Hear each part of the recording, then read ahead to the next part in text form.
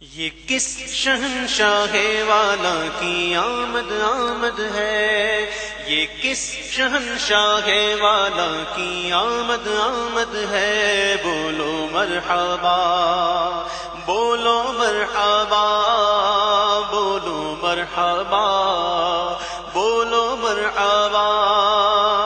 یہ کون سے شہ بالا کی آمد آمد ہے، بولو مرحبا بولو مرحبا بولو مرحبا بولو مرحبا۔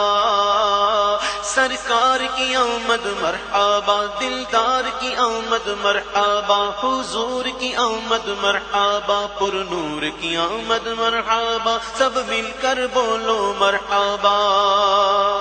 رسول انہی کا تو مژدہ سنانے آئے ہیں، انہی کے آنے کی خوشیاں منانے آئے ہیں۔ فرشتے آج جو دھومیں مچانے آئے ہیں، فرشتے آج جو دھومیں مچانے آئے ہیں، انہی کے آنے کی شادی رچانے آئے ہیں۔ یہ کس شہنشاہ والا کی آمد آمد ہے، بولو۔ رب کائنات نے قرآن مجید میں ارشاد فرمایا وَأَمَّا بِنِعْمَةِ رَبِّكَ فَحَدِّثْ، اپنے رب کی نعمتوں کا خوب چرچا کیا کرو۔ نوجوانوں، ہم کس کس نعمت کا چرچا کریں؟ اللہ نے ہمیں اتنی نعمتوں سے نوازا ہے کہ ہمارا پورا وجود ہی اللہ کی نعمت ہے۔ ہماری آنکھیں بہت بڑی نعمت ہے، ہمارے کان بہت بڑی نعمت ہے، اللہ نے ہمیں ہاتھ دیے ہیں، یہ بہت بڑی نعمت ہے، ہمیں بولنے کی توفیق عطا کی ہے، یہ بہت بڑی نعمت ہے۔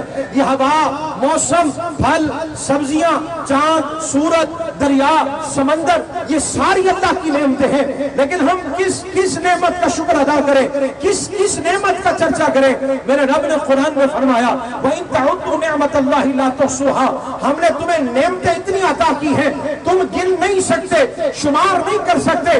لیکن نوجوانوں، آج جو ہمارے آنے کا مقصد ہے وہ ایک ہی مقصد ہے کہ رب کائنات نے ہمیں اتنی نعمتوں سے نوازا ہے، لیکن کہیں یہ نہیں فرمایا کہ میں نے تمہیں یہ نعمت عطا کی ہے، کہیں نعمت پر احسان نہیں جتایا کہ میں نے تم پر احسان کیا ہے، تمہیں آنکھیں دی ہے، میں نے تم پر احسان کیا ہے، تمہیں کان دیے ہیں، میں نے تم پر احسان کیا، تمہیں ہاتھ دیے ہیں، میں نے تم پر احسان کیا، تمہیں چلنے کی طاقت دی ہے، لیکن ایک نعمت عظمی عطا کرتے ہوئے فرمایا، اور سب کو نہیں فرمایا۔ جن کی توجہ میری طرف ہے وہ جملے سمجھ کے جواب دیں گے۔